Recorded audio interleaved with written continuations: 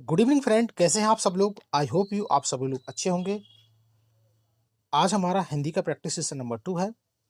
तो हूबहू बहू सीटेट एग्जाम के अकॉर्डिंग आपकी ये सीरीज चल रही है। तो हिंदी भाषा प्रथम शुरू करते हैं। ये आपका फर्स्ट में आपका गद्यांश दे रखा है। 1 से लेकर 5 तक के क्वेश्चन इसमें से आपको मिलेंगे। ओके, तो शुरू करें। नीचे दिए गए प्रश्नों के सही सबसे उपयुक्त उत्तर वाले विकल्प को चुनें। ओके, अब पढ़िए आपका गद्यांश क्या दे रखा है। किसी भी कार्य की सफलता के लिए धैर्य के प्रति उत्कृष्ट लगन, कार्य में अटूट श्रद्धा एवं अपनी शक्तियों में पर्याप्त विश्वास आवश्यक है। विश्वास, एकाग्रता, लगन, संतुलन, श्रद्धा आदि शब्द साहस के ऊपर निर्भर है, क्योंकि मनुष्य का सबसे प्रथम गुण साहस है। साहस अन्य शब्द गुणों का प्रतिनिधित्व करता है। यदि तन सशक्त हो, मन सशक्त हो, वाणी सशक्त हो, तो उनके द्वारा प्राप्त कार्य शक्ति के आगे भाग्य स्वयं नतमस्तक हो जाता है। साहसी की प्रतिभा के सामने शोक भय भाग जाते हैं। साहसी को संसार भी रास्ता देता है। मनुष्य में सब गुण हो, वह विद्वान हो या धनवान। तो ये आपका गद्यांश है। एक और स्लाइड है इसकी। हो शक्तिशाली हो, पर यदि उसमें साहस ना हो तो वह अपने सद्गुणों का, अपनी योग्यताओं व अपनी शक्तियों का उपयोग नहीं कर सकता। साहस मनुष्य के व्यक्तित्व का नायक है। साहस व्यक्ति को निर्भय बनाता है, और जहां निर्भयता होती है वहां सफलता निश्चित है। निर्भयता से ही आत्मविश्वास जागृत होता है।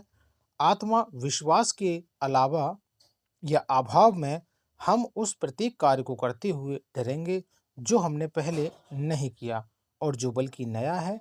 इसके संकल्प अधूरे होते हैं। जो संशयग्रस्त होते हैं वे कोई बड़ा काम नहीं कर पाते, और कुछ करते भी हैं तो उसमें असफल हो जाते हैं। ओके, समझ में आ गया होगा। ये आपका पूरा गद्यांश दे रखा था। तो यहाँ से गद्यांश के आपके क्वेश्चन शुरू होते हैं। ये आपको गद्यांश के अकॉर्डिंग ही क्वेश्चन लगाना है। ओके, समझ में आ गया। कार्य की सफलता के लिए क्या आवश्यक होता है। धैर्य के प्रति उत्कृष्ट लगन। क्या ये बात ठीक कह रहा है। अपनी शक्तियों में विश्वास, कार्य में श्रद्धा, या आलाप 30, या उपयुक्त सभी। तो option number D according for गद्यांश ठीक है। चौथा आपका सही होगा।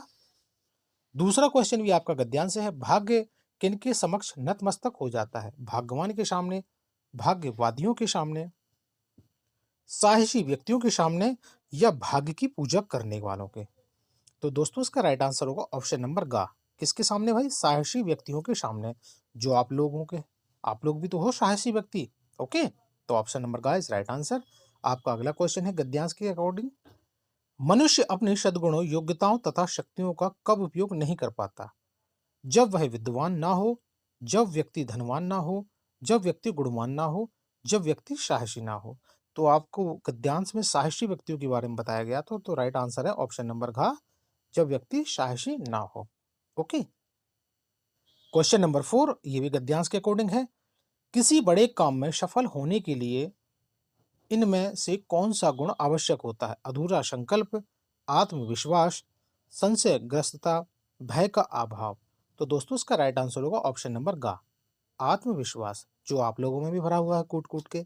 ओके, आप लोगों ने भी तो सीटेट निकालने का संकल्प लिया है ना। तो किस लिए लिया है भाई। आपके अंदर में आत्मविश्वास है इसीलिए। चले आगे। क्वेश्चन नंबर 5 अकॉर्डिंग फॉर गद्यांश। कथन और कारण आर को पढ़कर उपयुक्त विकल्प लगाइए। तो कथन ए क्या दे रखा है। विश्वास, एकाग्रता, लगन, संतुलन, श्रद्धा आदि सब साहस के ऊपर निर्भर करते हैं। कारण आर, साहसी की प्रतिभा के सामने शोक और भय भाग जाते हैं। साहसी को संसार भी रास्ता देता है। तो नीचे कथन और कारण दिए गए हैं। तो राइट आंसर मैं बता रहा हूं आपको, ऑप्शन नंबर गा। कथन ए सही है और कारण आर की सही व्याख्या कर रहा है। ओके, ऑप्शन नंबर गा इज राइट आंसर।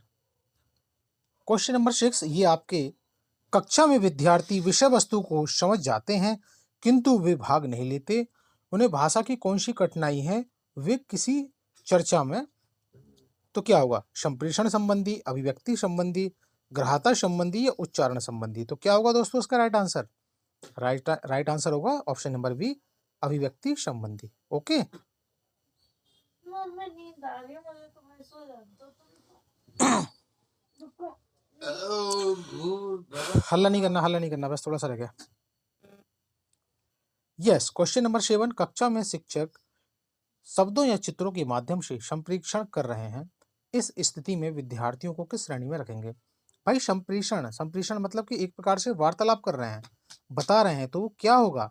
क्या संकेत देने वाले, संकेत समझने वाले, विरोध करने वाले या सहमति देने वाले? तो ऑप्शन नंबर 4 नहीं होगा, तीसरा नहीं होगा, तो राइट आंसर क्या होगा? Yes, option number 2 is right answer. भाई संकेत समझने वाले, जब अध्यापक बता रहा है, दिखा रहा है, तो क्या विद्यार्थी क्या कर रहे हैं? संकेत समझने वाले हो गए ना। तो option number 2 is right answer. I hope आप लोग समझ गए होंगे।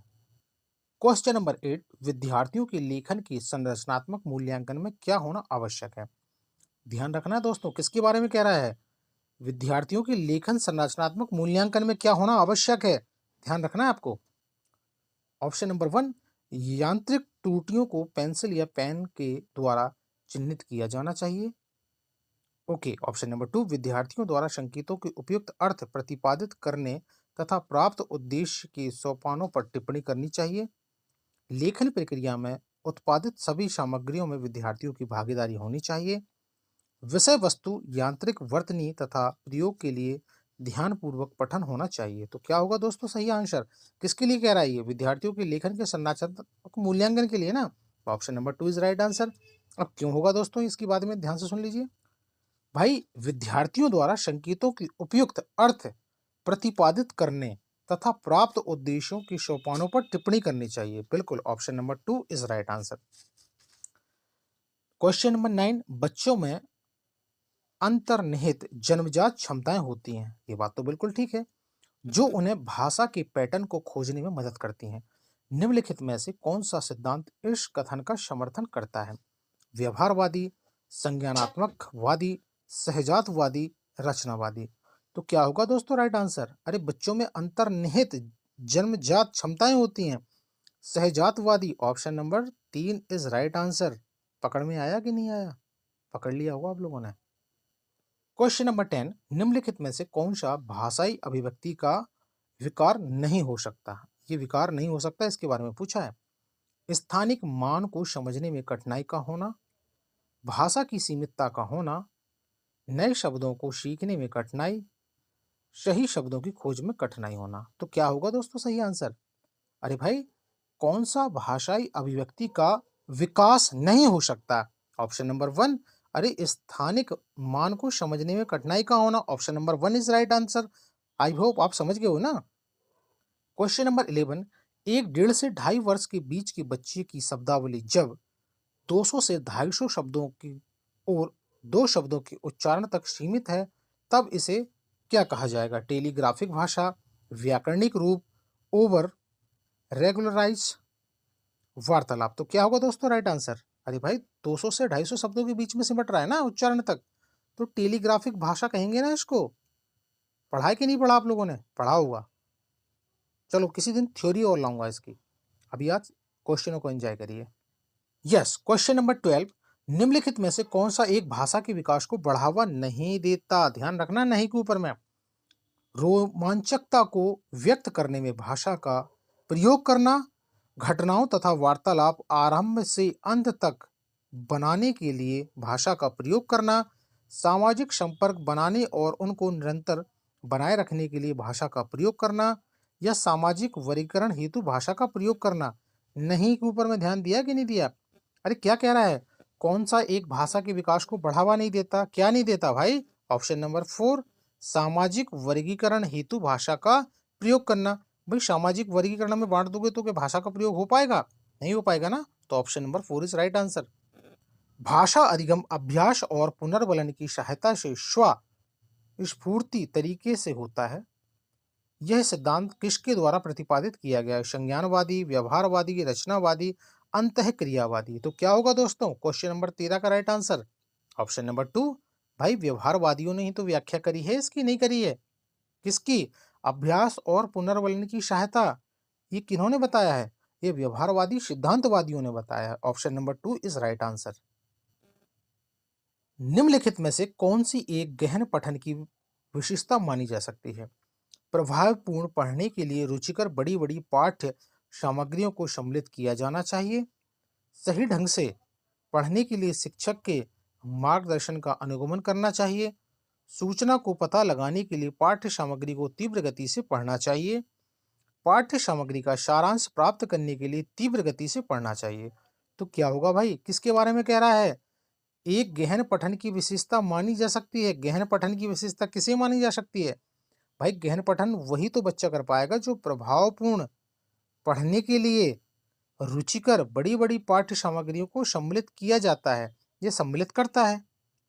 तो मोस्ट इंपॉर्टेंट इसमें क्या है भाई? प्रभावपूर्ण, पढ़ने की रुचिकर बड़ी बड़ी पाठ्य सामग्रियां। Option number 1 is right answer.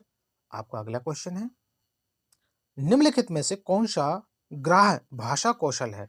Okay, समझ में आया? ग्राह्य भाषा कौशल के बारे में पूछ रहा है ये। नई भाषा के प्रति समझ बनाने की योग्यता, बोलचाल की भाषा के प्रति समझ बनाने तथा अभिव्यक्ति करने की योग्यता, बोलचाल की भाषा जो सुनते तथा बोलते हैं के प्रति समझ बनाने की योग्यता, द्वितीय भाषा के प्रति समझ बनाने की योग्यता। तो क्या होगा ग्राह्य भाषा कौशल? Yes, absolutely correct. Option number 3, बोलचाल की भाषा जो सुनने तथा बोलते हैं के प्रति समझ बनाने की योग्यता। Option number 3 is right answer. आगे चलते हैं, कक्षा में द्वितीय भाषा के शिक्षण के दौरान शिक्षक द्वारा अवबोधनात्मक के लिए सहारा लेने में क्या सम्मिलित है? भाई चेष्टाएं करना तथा मुख के भावों का प्रयोग करना, बिल्कुल। घर की भाषा के सारांश, शिक्षक के द्वारा चित्र शब्दकोश का प्रयोग, संकेतों का प्रयोग, ये तो सारी चीज करता ही है, लेकिन मोस्ट इंपॉर्टेंट ऑथेंटिक क्या है? कक्षा में द्वितीय भाषा के शिक्षण के दौरान शिक्षक द्वारा अवबोधनात्मक के लिए सहारा लेना, अरे चेष्टाएं करना तथा मुख के भावों का प्रयोग करना। Option number 1 is right answer. विद्यालय में बच्चों को अपने घर की भाषा प्रयोग करने से मना करना उनके अधिगम के लिए क्यों हानिकारक है? चलिए भाई बताइए। भाई घर की जो भाषा का प्रयोग अधिगम को नकारात्मक रूप से प्रभावित करता है, कि ये बात ठीक लग रही है? ये तो गलत है भाई। यह उनके अधिकारों को हनन करती है, क्या ये बात ठीक है? गलत है। विद्यालय में घर की भाषा के प्रयोग का निषेध करना असंवैधानिक है, कि भाई असंवैधानिक हो गया? ये भी नहीं होगा। क्या होगा right answer? Option number 4 right answer होगा। अब क्यों होगा? इससे विद्यार्थी स्वयं को हाशिए पर महसूस कर सकते हैं तथा कक्षा में स्वयं को खोया हुआ महसूस कर सकते हैं या अकेला अकेला महसूस कर सकते हैं। तो ऑप्शन नंबर 4 इस राइट आंसर, इसीलिए ये हानिकारक है। समझ में आ गया? चलें आगे। जब द्विभाषी और बहुभाषी लोग अपनी बहुभाषी और द्विभाषी दुनिया में प्रयुक्त भाषाओं का प्रयोग समझने के लिए विविध प्रकार के तर्कमूलक तरीकों का प्रयोग करते हैं, तब यह स्थिति क्या कहलाती है? एक भाषा से दूसरी भाषा में चले जाना, एकल भाषा, कोडों का मिलाव, एक कोड से दूसरे कोड में स्थानांतरण। तो क्या होगा दोस्तों right answer? Option number 1 is right answer. अरे भाई एक भाषा से दूसरी भाषा में चले जाना, यही तो होगा ना। ओके, क्या स्थिति होगी, क्या कहलाएगी? एक भाषा से दूसरी भाषा में चले जाना। Option number 1 is right answer. किसे मातृभाषा पर आधारित बहुभाषिकता कहेंगे? बहुत प्यारा क्वेश्चन है दोस्तों। विद्यार्थी अपनी विद्यालयी शिक्षा मातृभाषा में आरंभ करते हैं और उसमें और अधिक कम से कम 2 भाषाएं जोड़ते हैं, बात तो ठीक है। विद्यार्थी अपनी विद्यालयी शिक्षा मातृभाषा में आरंभ करते हैं तथा आगे जाकर के आंग्ल भाषा या अंग्रेजी तथा हिंदी भाषा पढ़ते हैं, ये बात भी ठीक है। विद्यार्थी अपनी विद्यालयी शिक्षा आंग्ल या अंग्रेजी भाषा में आरंभ करते हैं तथा आगे जाकर के 3-4 भाषाएं पढ़ते हैं, कि ये बात ठीक है। विद्यार्थी प्रारंभिक विद्यालय में अपनी मातृभाषा में सीखते हैं तथा बाद में अंग्रेजी में पढ़ते हैं। सिर्फ अंग्रेजी में पढ़ेंगे, ये तो गलत हो गया। तो क्या होगा भाई? किसे मातृभाषा पर आधारित बहुभाषिकता कहेंगे? Option number 1 is right answer. विद्यार्थी अपनी विद्यालय शिक्षा मातृभाषा में आरंभ करते हैं, ये तो बिल्कुल ठीक है। और उसमें और अधिक कम से कम 2 भाषाएं जोड़ लेते हैं, चाहे वो हिंदी हो, इंग्लिश हो, मराठी हो या कोई भी डिफरेंट टाइप की लैंग्वेज हो। तो option number 1 is right answer. नीचे प्रश्न 20 से 24 नीचे दिए गए प्रश्नों के सही उपयुक्त उत्तर वाले विकल्प को चुनिए। दोस्तों ये आपका पद्यांश आ गया है। अब इस पद्यांश को पढ़ के आपको समझ के इसके क्वेश्चन लगाने हैं। आप लोग समझ गए होंगे, क्योंकि आपका एक गद्यांश आता है, एक पद्यांश आता है। ठीक है, बाकी पेडागोगी के क्वेश्चन आते हैं। तो ये आपका पद्यांश दे रखा है, आप लोग पढ़ लीजिएगा। मैं इसके क्वेश्चन पे आप लोगों को लेके चलता हूँ। ओके, यस, क्वेश्चन नंबर 1, कवि की दृष्टि से गरीबों और दीन दुखियों का रक्षक कौन है? श्री कृष्ण, ईश्वर, देवी देवता या अमीर वर्ग? तो क्या है दोस्तों, पद्यांश के अकॉर्डिंग है ये भाई ईश्वर। Option number 2 is right answer. निम्न कोटि के लोगों को गोविंद कैसे तारते हैं? भाई अचल संपत्ति दे करके, भक्त बना करके, बिना डरे ऊंच बना करके, धन दौलत दे करके। तो दोस्तों option number 3 is right answer, बिना डरे ऊंच या ऊंचे बना करके। ओके, समझ गए आप लोग?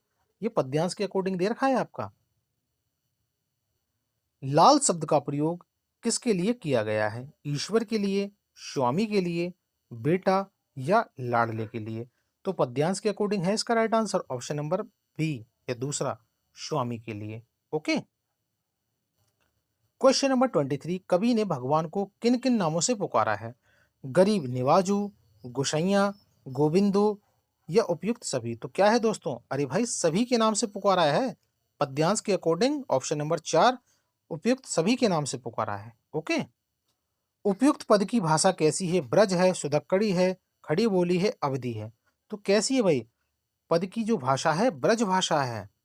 ओके, क्वेश्चन नंबर 25, ये आपका लास्ट क्वेश्चन है। किसी रचना के बारे में स्वतंत्र राय बनाने का आत्मविश्वास विकसित करने के लिए आवश्यक है? कवि और कविता का बोध, साहित्य बोध और ऐतिहासिक बोध, साहित्यिक बोध और छंद बोध, भाषा बोध और साहित्यिक बोध? तो दोस्तों सही आंसर है ऑप्शन नंबर 4, भाषा बोध और साहित्यिक बोध। ओके, बच्चों के लिए अतिरिक्त पठन सामग्री क्यों विकसित की जाती है? पढ़ने में रुचि जगाने एवं भाषा ज्ञान में वृद्धि के लिए। ये बात तो ठीक लग रही है। पढ़ने में रुचि जगाने एवं सामान्य ज्ञान में वृद्धि करने। भाई पढ़ने में रुचि जगाने तो ठीक है, लेकिन सामान्य ज्ञान, जनरल नॉलेज में वृद्धि करना ये ठीक नहीं है। भाषा ज्ञान बढ़ाने एवं साहित्यकारों में रुचि जगाने, कही ये बात ठीक है? भाषा ज्ञान बढ़ाने और सामान्य ज्ञान में रुचि बढ़ाने, ये गलत हो गया दोस्तों।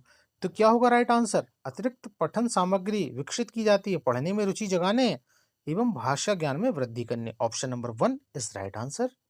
उच्च प्राथमिक स्तर पर भाषा शिक्षण का एक महत्वपूर्ण उद्देश्य क्या है?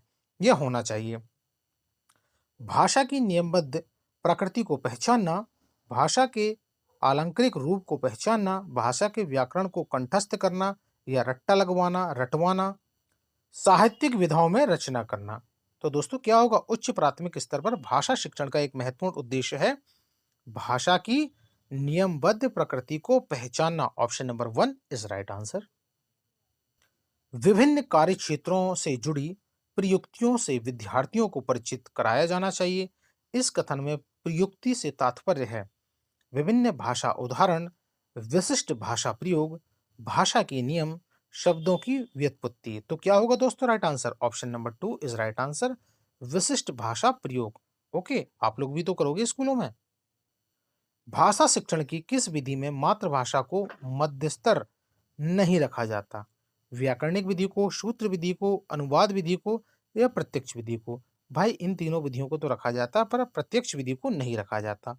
तो राइट आंसर है ऑप्शन नंबर 4। आई होप आप लोग समझ गए होंगे।